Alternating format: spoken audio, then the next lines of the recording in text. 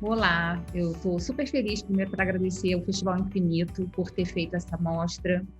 Eu estou há muitos anos fazendo documentários, né? Então, ter uma mostra com esses filmes, eu acho que é super importante para mim, no sentido do reconhecer o que eu fiz também, não só do reconhecimento público, mas eu mesmo me reconhecer nesses filmes.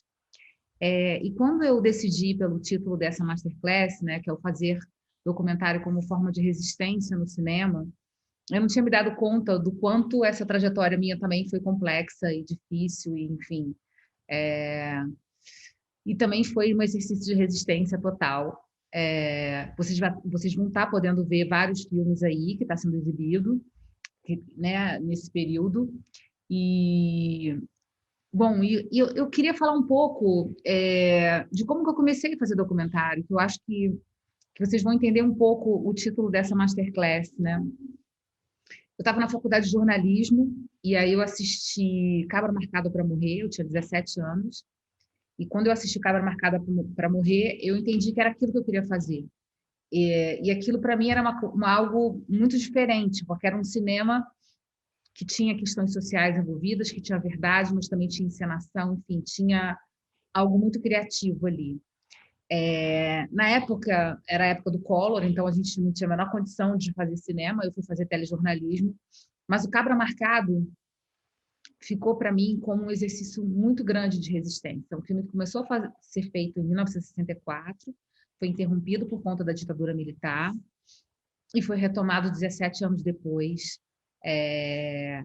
E tem uma história muito curiosa com Cabra Marcado para Morrer, porque depois eu fui fazer um curta sobre a Elizabeth Teixeira, porque eu queria ver como aquela personagem estava. Era como se eu também quisesse reconhecer o motivo pelo qual eu fazia o documentário, reencontrando com a Elizabeth Teixeira. E eu fiz um curta chamado Uma Visita para Elizabeth Teixeira, e foi uma experiência muito forte para mim, do ponto de vista emocional, mas do ponto de vista também político. Reconhecendo aquela mulher, assim, uma, uma guerreira, mas ao mesmo tempo uma sábia. E esse filme foi selecionado para o Festival do Rio, e eu tive a honra de poder trazer a dona Elizabeth Teixeira para o Rio de Janeiro, reencontrar com o Eduardo Coutinho tantos anos depois. Então, eu queria falar um pouco do Cabra como o começo de tudo para mim, sabe? Como o começo de um cinema extremamente político. Eu sempre vi o documentário como um lugar de onde essas questões de resistência, essas questões de sobrevivência, elas estavam assim no centro das coisas, né? No centro das minhas vontades, assim, de falar da minha inquietude sobre o mundo. E, e aí eu queria destacar nessa conversa, não os filmes que eu fiz, mas os filmes que me inspiram também a continuar fazendo filmes políticos, filmes onde eu acho que as questões, essas que eu falei, né, sobre resistência, resiliência e outras coisas, têm o fazer cinema como essa forma de resistir, né? Eu queria começar a falar sobre um filme que me tocou muito e que eu vi há muitos anos atrás, chamado Ana, dos 6 aos 18. O Ana, eu anotei até o nome aqui, é do Nikita Mikhalkov. O Ana é um filme russo, filmado também durante 13 anos, que é justamente o período de 6 aos 18 anos, o período da Ana, e é justamente sobre a queda da União Soviética, né, e o surgimento da perestroika. Então, é um filme que um cineasta também estava impedido de fazer, né, o filme da maneira como ele gostaria de fazer, e ele foi filmando em casa. Também foi um filme que foi perseguido, parece que os negativos também sumiram em algum momento. É um filme que tem um pouco de Cabra Marcado no sentido de fazer filme num período onde a liberdade de expressão está muito controlada, né? Ela está muito restrita. E o Nikita faz esse filme, que é um filme que eu vi também logo depois do Cabra Marcado, porque ele é um filme de 95. Estava no começo da minha carreira e ele me marcou muito, porque trata-se de uma família e ele começa a filmar a filha dele, a Ana, e ele faz perguntas todos os anos para ela. E as perguntas vão mudando as respostas de uma maneira muito avassaladora, assim. E através da intimidade de uma família, você consegue ver tudo que está acontecendo nos bastidores da União Soviética. É fascinante esse filme.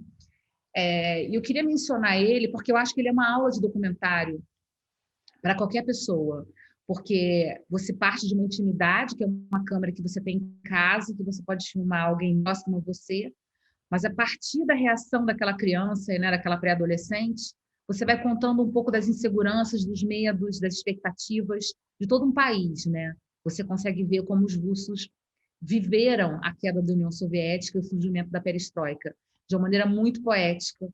E acho que é um recurso narrativo, e eu quero abrir agora um parêntese para falar como o documentário é um lugar de experimentação e deve ser um lugar de experimentação, e como é importante que a gente exerça toda a nossa ousadia e nosso processo criativo no fazer documentário. Eu acho que, às vezes, por uma facilidade, qualquer um que tem uma câmera pode fazer, e acho que esses filmes provam que, mesmo você tendo uma câmera, mesmo você podendo fazer com alguém da sua casa, pensar no formato cinematográfico que essa obra vai ter é muito importante, né? Eu acho que a facilidade ela não pode ser corrompida com uma leviandade no fazer filmes, né? Então, estou falando do Nikita no sentido de que ele tinha poucos rolos de negativo para rodar aquele filme, então ele precisava pensar muito do que ele tinha que fazer. Nesse sentido, eu acho que o digital, às vezes, trouxe uma facilidade para a gente em poder filmar, mas eu acho que a gente tem que pensar antes de filmar. A gente tem cada vez mais pensar como se a gente estivesse filmando em negativo, para que esse filme já tenha uma linguagem cinematográfica na sua concepção. Muitas pessoas falam, eu vou filmar e vou ver no que dá. Eu acho que muito difícil. Confesso que eu já fiz isso algumas vezes, e esses filmes não foram a lugar nenhum. Eu acho que os filmes que eu fiz e que obtiveram maior relevância foram filmes muito pensados, muito roteirizados e pesquisados antes. Então, eu acho que o fato de ser mais fácil fazer documentário por uma questão de que você pode fazer até sozinho ou em dupla, eu posso falar dos documentários dos irmãos Meisos, por exemplo, que tem o Cachorro Viajante, tem o Gimme Shelter, tem vários documentários dessa dupla, que era um câmera e um operador de som direto, que fizeram filmes emblemáticos, assim. Mas é isso, mas o pensar cinematográfico ele tem que estar acima da facilidade que se tem. Peraí, deixa eu desligar aqui, gente, desculpa. Rapidinho, porque estão me ligando. Eita, peraí.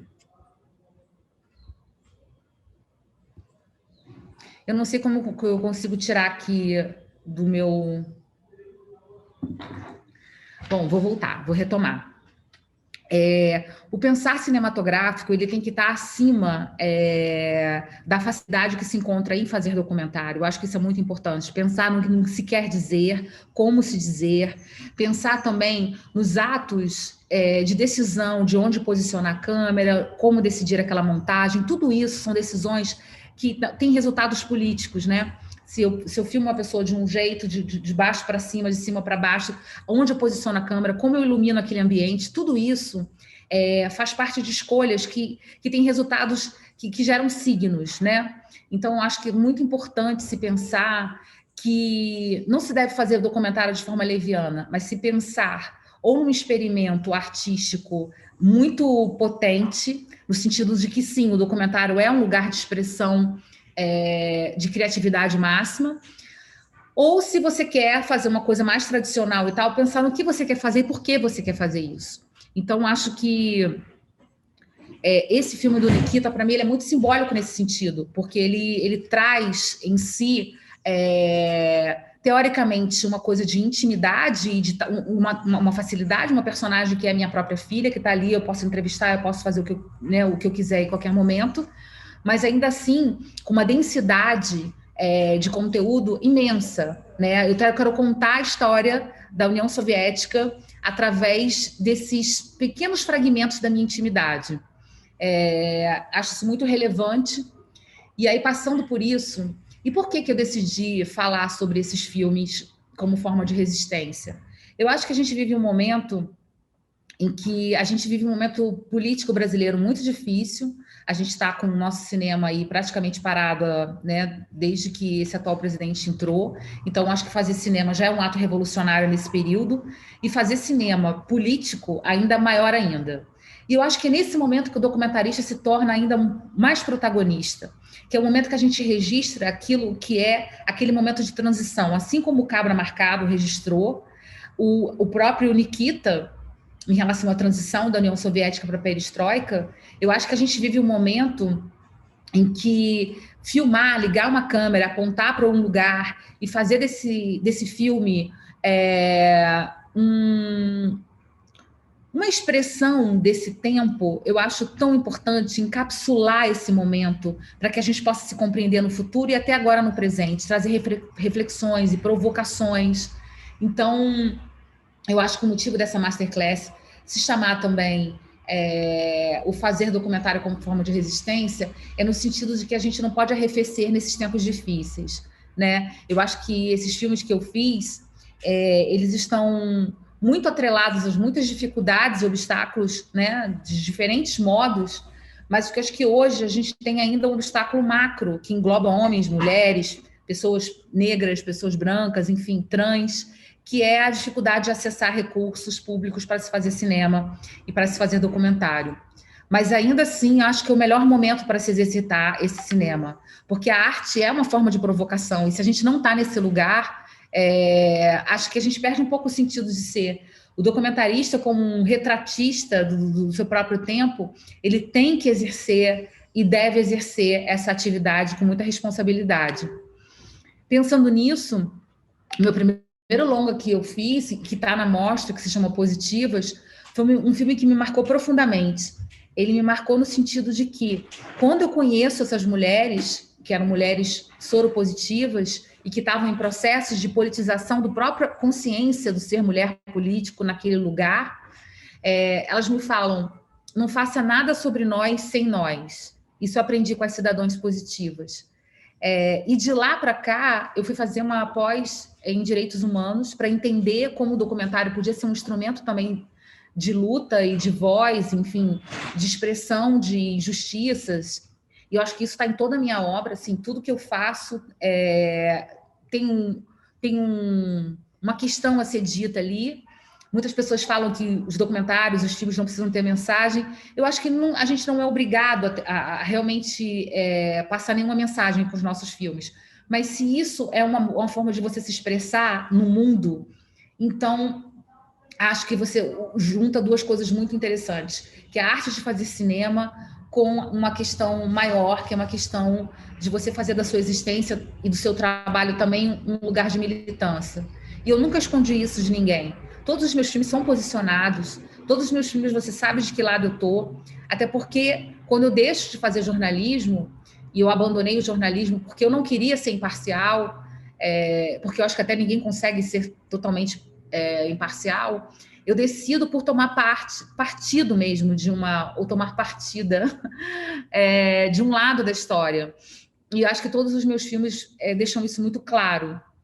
Isso é uma coisa que eu sempre faço questão. Algumas pessoas falam: você devia ver o outro lado. Eu acho que quando você ouve o outro lado, você está tentando neutralizar um pouco aquela sua mensagem de alguma forma, e acho que o jornalismo faz isso muito bem. Eu acho que instituições jurídicas, e quando você está discutindo justiça, você tem que fazer isso. Mas quando você faz um filme, você está desobrigado de ouvir o outro lado, porque você também decide de que voz você quer fazer ecoar. Não sei por que eu fui parar nesse assunto, mas eu acho que isso também é uma tônica do meu trabalho. Eu gostaria muito que vocês vissem os filmes sob essa perspectiva. A perspectiva de que alguém sabe o que está dizendo, como está dizendo, e que todos os signos ali querem passar uma mensagem. E essa mensagem é um grito pela justiça. E falo isso com filmes também sobre Clara Nunes, Mussum, não só filmes mais como Matar Nossos Filhos e Porque Temos Esperança, que são filmes que ali tem uma questão social no cerne da tônica do filme.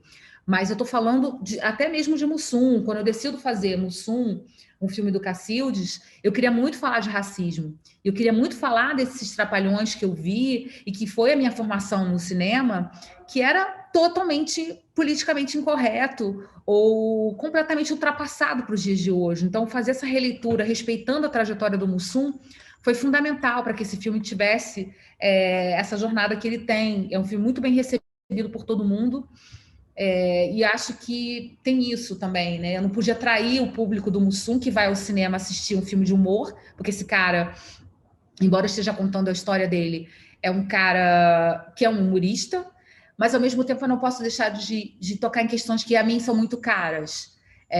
Então eu acho que assim, o documentarista também não deve abrir mão dos seus valores, seus ideais e suas inquietudes para contar histórias, mesmo que essas histórias sejam associadas a outras pessoas.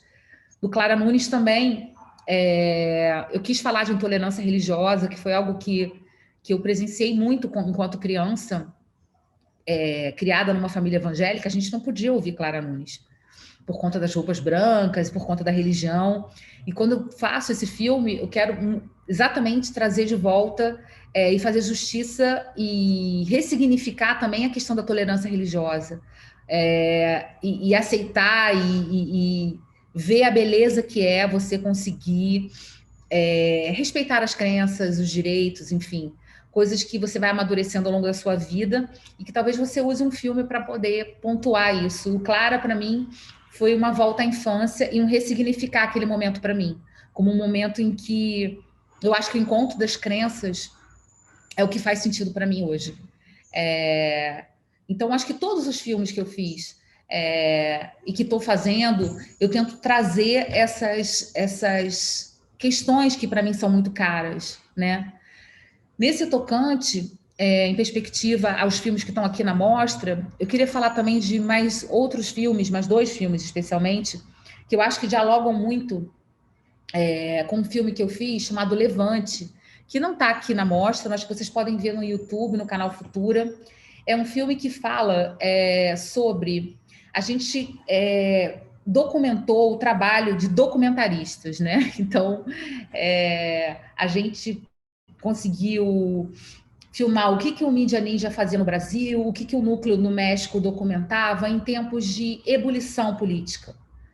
A gente fala da Primavera Árabe, a gente fala da faixa de Gaza, a gente fala de Hong Kong, ou seja, a gente pegou aqueles que estavam resistindo, fazendo, documentando aquelas situações a qualquer custo, colocando as suas próprias vidas em risco, e fizemos um filme onde a cada 10 minutos você vê um coletivo ou uma pessoa resistindo. Esse filme ganhou vários prêmios, é um filme muito importante que eu fiz com parceria com Barney, que é um outro diretor do filme, e foi muito interessante conversar com outros documentaristas nesse processo para montar esse filme. Foi um filme dirigido à distância, então a gente trazia o briefing do que a gente queria e a gente conseguia conversar com eles e trazer.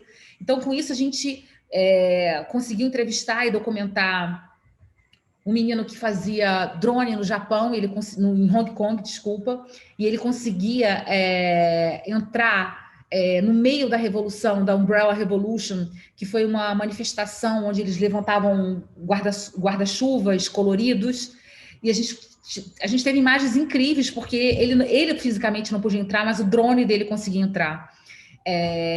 Esse filme foi muito marcante, porque ele para mim, ele fala de uma necessidade absurda de documentar o que está acontecendo. De uma necessidade quase vital de retratar o estado das coisas.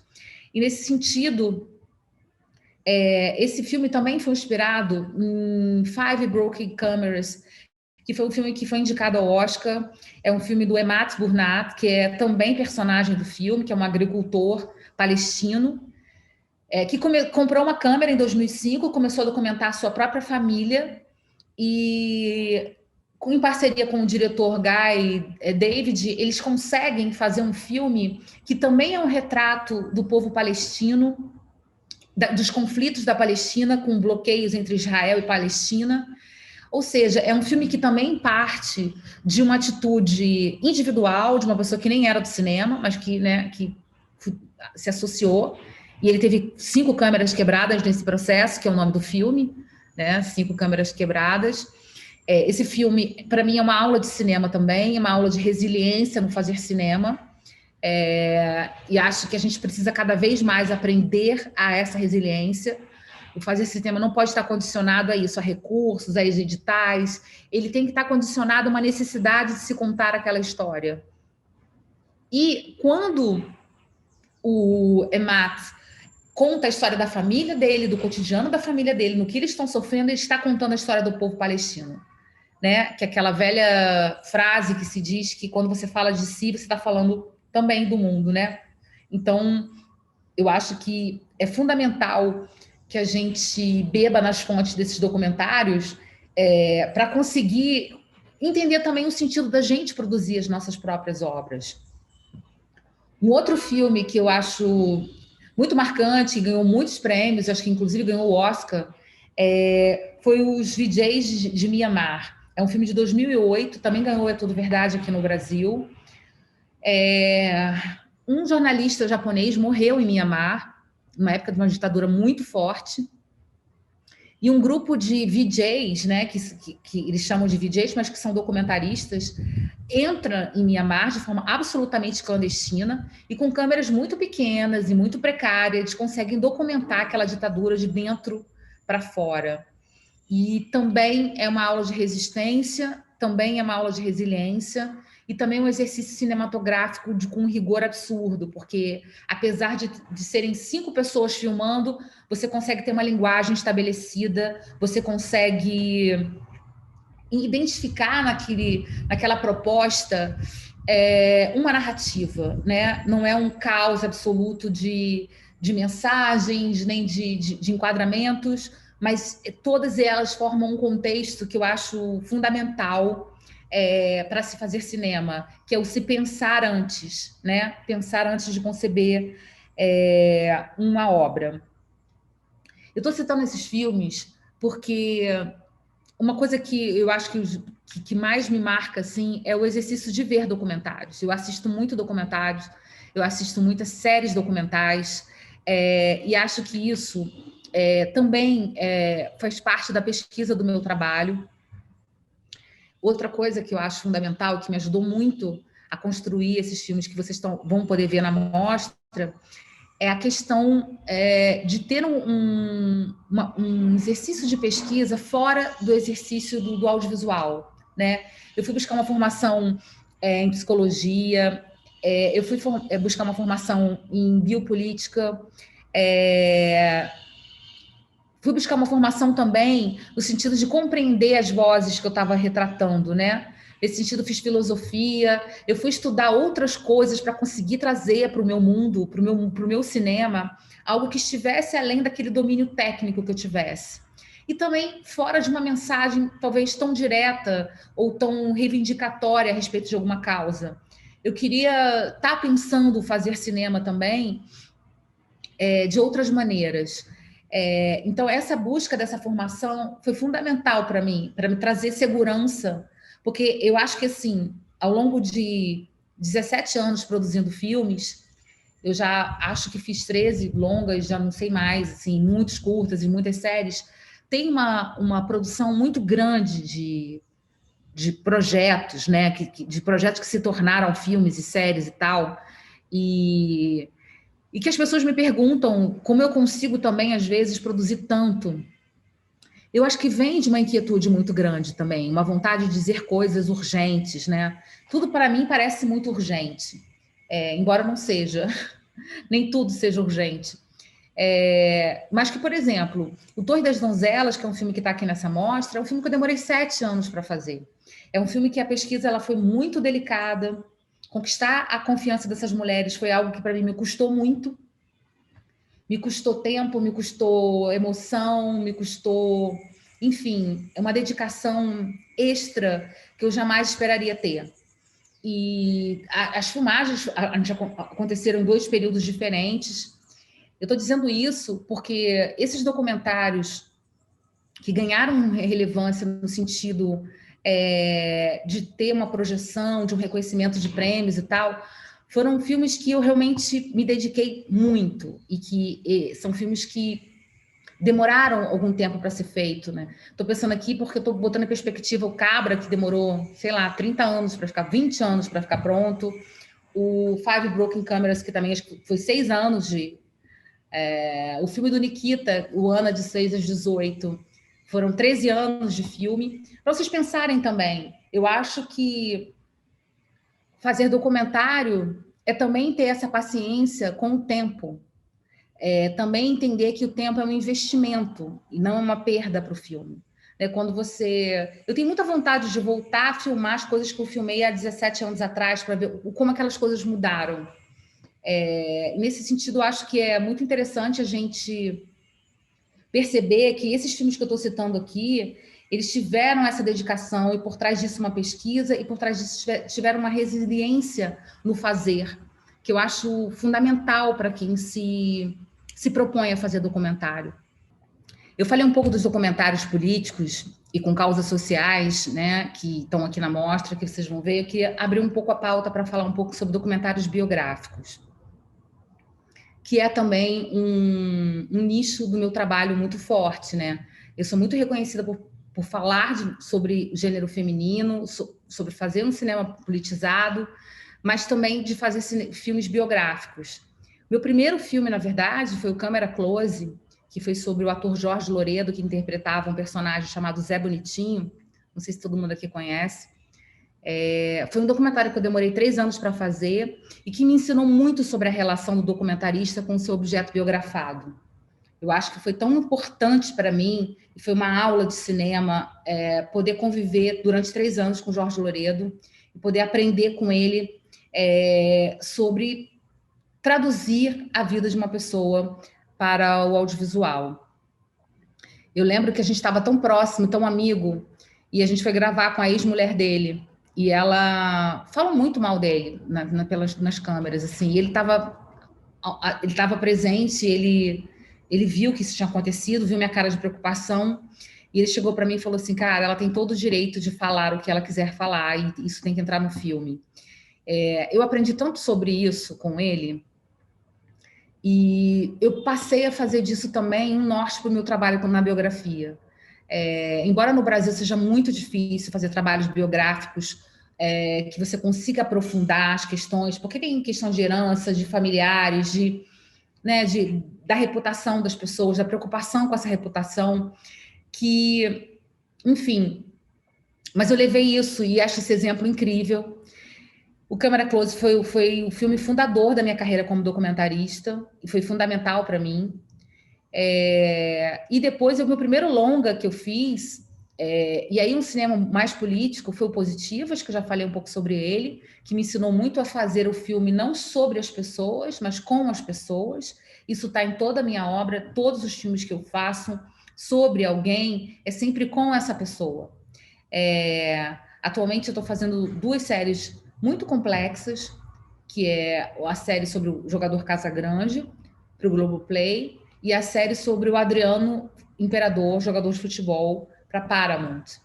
São 2 personagens bastante polêmicos, difíceis, e também me propus a estar numa imersão na vida dessas pessoas, com a liberdade máxima que eu posso ter para falar dessas trajetórias com o máximo respeito, mas também com a máxima verdade, se essa verdade existe. A gente está em busca dela. Enfim, mas também mostrando a verdade deles, que é também uma versão da história, né? Então, acho que a gente tem sempre uma versão pública, uma versão privada, e tem uma versão que é da própria pessoa, de como ela se vê nesse processo. Então, trazer o exercício da biografia para o meu trabalho foi um super desafio para mim, porque você é inundado de dilemas éticos. Quando eu fui fazer o Clara Nunes, por exemplo, a gente tinha entrevistas de muitas pessoas falando sobre ela, a gente acabou tirando tudo e deixando somente ela falando, no sentido de que a gente pegou entrevistas de rádio, de jornais, e a gente foi colocando isso na voz, construindo offs na voz da Dira Paz, mas ninguém fala da Clara Nunes no filme dela, a não ser ela mesma. Então, tinha ali uma questão que a Clara era muito reservada. Eu falei, cara, eu acho que tem assuntos aqui que ela não gostaria de falar. Eu quis muito respeitar isso. Eu e o Rodrigo Alzuguir, que foi o co-diretor, do documentário comigo, a gente tomou essa decisão e acho que foi muito sábia, porque trouxe para o filme a alma da Clara Nunes de alguma maneira. Eu acho que quem viu consegue identificar isso, né? Principalmente quem conviveu com ela. Então, a Clara foi um super desafio, inclusive narrativo. O Mussum a gente também fez junto com a família dele, e eles também me deram completamente liberdade para falar e fazer e trazer essa história que eu acho que é uma história muito importante, porque falar do Antônio Carlos é diferente de falar do Mussum, personagem, e trazer a figura do Antônio Carlos como esse homem pai de família, trabalhador, disciplinado, um homem que alfabetizou a própria mãe, né? Eu acho isso de uma beleza, de um impacto tão forte para a história dele, e de quanto culto ele era, o quanto consciência do racismo que ele sofria ele também tinha, e de quanto ele não suportava isso. Conseguir trazer isso para o filme foi um desafio assim, extremamente emocionante para mim. Eu tive a ajuda do Lázaro Ramos, na consultoria de roteiro e na narração, e que foi assim, a mão que eu precisava para conseguir caminhar de uma maneira confortável para fazer esse filme. O que mais? Estou falando dessas biografias atuais, porque essas biografias, a gente está num momento de séries documentais, né, de séries muito polêmicas, e séries que às vezes têm apelos, e não ceder à facilidade de apelar por você colocar a reputação de alguém em risco, eu acho que é muito importante. Eu acho que nenhum filme, nenhuma série, nenhum produto vale você manchar a reputação de alguém por uma suspeita, um boato que possa chamar atenção para o seu filme. Eu acho que isso é uma coisa que a gente tem que lutar sempre contra, porque eu acho que, né, as pessoas que estão em busca de audiência, de um sucesso, caem fácil nessa armadilha. Isso é uma coisa que eu tenho sempre me colocado e nem sempre eu sou ouvida, nem sempre aceito essa proposta. Porque é diferente de você fazer algo com chapa branca. É diferente de você não querer tocar num assunto, é de que você tocar num assunto que fuja um pouco daquilo que é a jornada daquela pessoa para você. Tinha questões, por exemplo, os íntimos da Clara Nunes, que eu achava que não fazia menor sentido a gente colocar, que talvez pudesse ser uma fofoca aqui e ali, talvez alguém que ela tivesse se relacionado, etc, etc, mas isso não contribui em nada para a compreensão da obra dela. Então, eu acho que estabelecer critérios e um certo rigor também, quando você vai fazer uma biografia, é importante. Acho que nem tudo precisa, nem tudo é necessário. Eu acho que tratar disso é um cuidado importante. E que todo documentarista que faz biografia deveria ter, sabe? Eu prefiro ser acusada de fazer algo que talvez não seja tão investigativo, e porque eu acho que eu não estou fazendo jornalismo investigativo, nem sou uma policial investigando a vida de alguém. Então, eu tenho uma certeza muito grande de que, quando eu decido fazer uma biografia, quais os caminhos que eu quero percorrer para fazer aquela biografia. Também não quero poupar o público e nem quero mentir para o público, mas eu também quero permanecer eticamente íntegra até o final da história. Eu não poderia deixar de falar dos desafios que eu tive como uma mulher documentarista, uma mulher diretora. Quando eu abri a produtora, a Modo Operante Produções, eu abri a produtora para produzir os meus filmes, né? Para poder conseguir ser chamada para os projetos em que eu não era chamada normalmente, porque eu não tinha relações com o mercado, com as produtoras, enfim. Então, foi fundamental ter aberto uma produtora para conseguir produzir os meus filmes. O que, de fato, é um pouco absurdo, né? Pensando bem. Mas que também me fortaleceu muito, fortaleceu as minhas ideias, enfim. Eu consegui levar a cabo várias questões que eu achava importantes, e de filmes que, às vezes, você tem muita resistência em produzir. E aí eu vou falar do lugar do filme político, o filme mais engajado. Você tem muita dificuldade em conseguir recursos para esses filmes.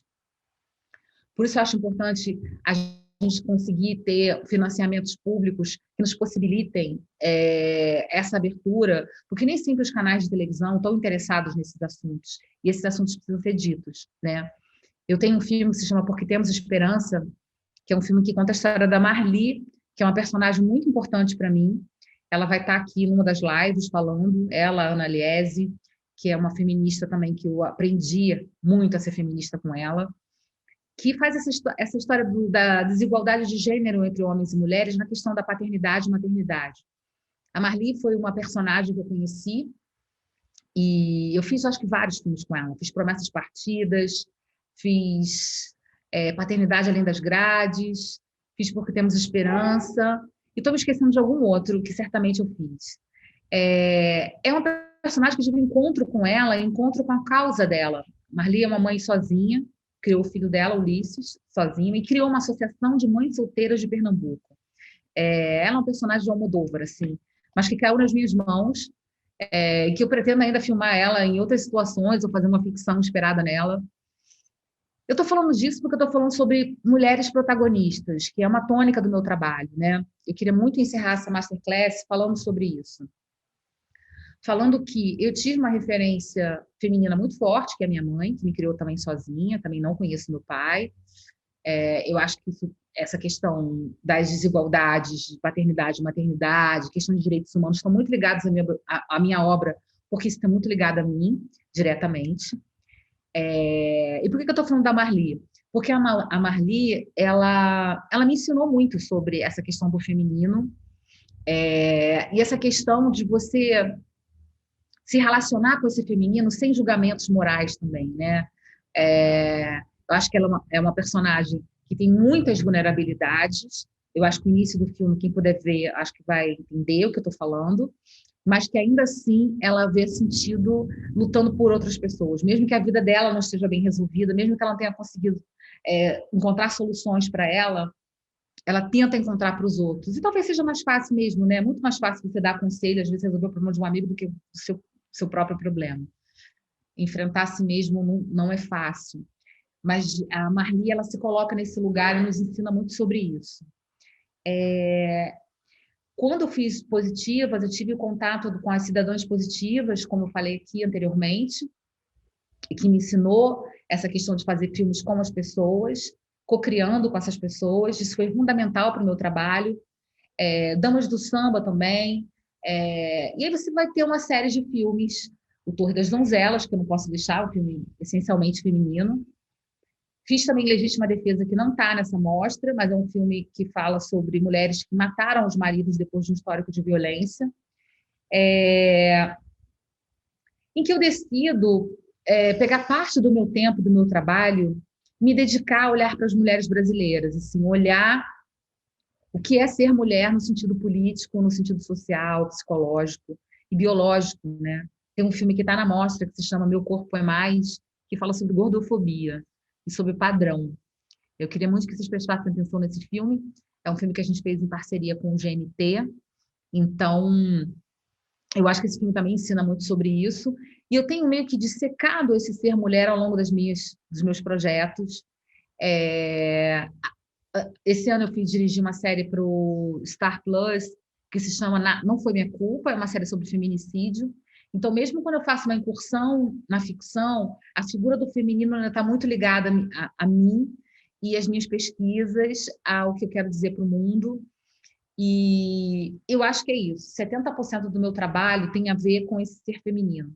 Eu sou mãe de uma mulher, né? Filha de uma mulher, e vivo cercado com essas duas figuras de gerações diferentes, e muito atenta às mulheres do meu tempo. Do meu tempo atual, dos que passaram, dos que vamos vir, e acho que é muito importante você fazer escolhas também, sabe? Muitas pessoas falam assim, mas você não tem medo de ficar estigmatizada por só fazer filmes com isso? Absolutamente.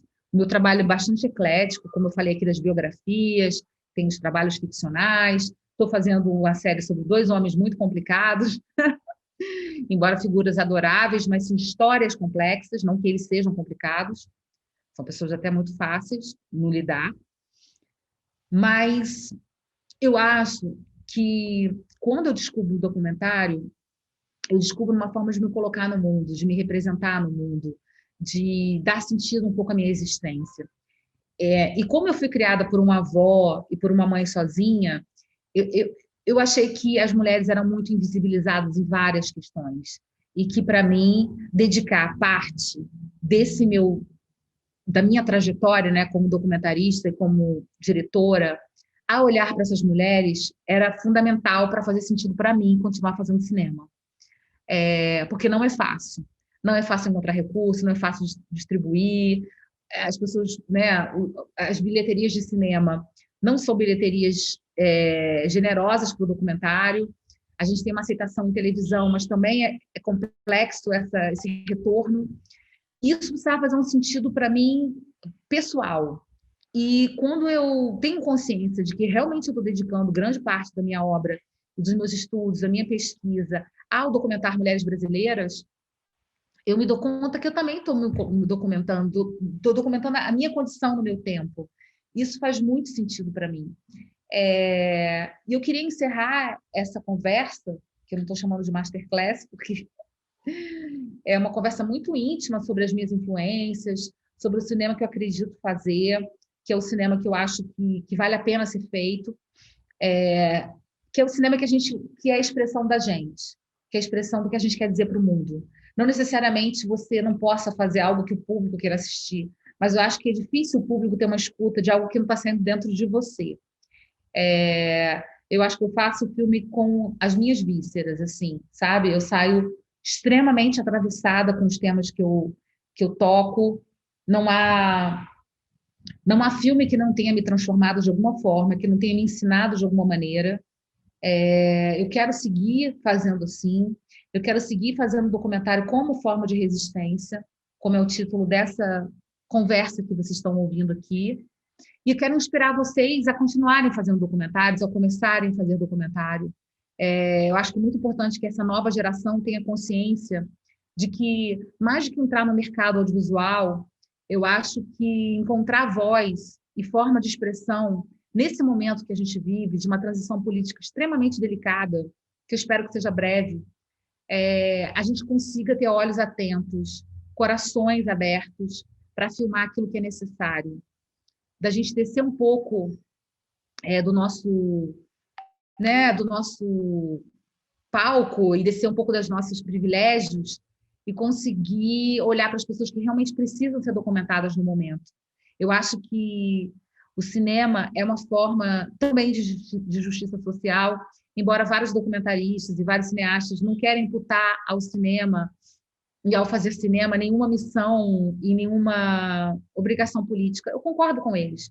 Mas se isso faz parte de um sentimento seu, e isso faz parte de mim, eu quero continuar seguindo, contando histórias difíceis, mas que são importantes para a gente se reconhecer como sociedade. Eu acho que eu quero tentar trazer os meus filmes como espelhos também, para que as pessoas se vejam através daquelas pessoas e reflitam sobre as suas próprias histórias, e sobre si mesmo, e sobre o nosso tempo. É isso. Obrigada. Muito feliz por estar podendo mostrar meus filmes para vocês e compartilhar.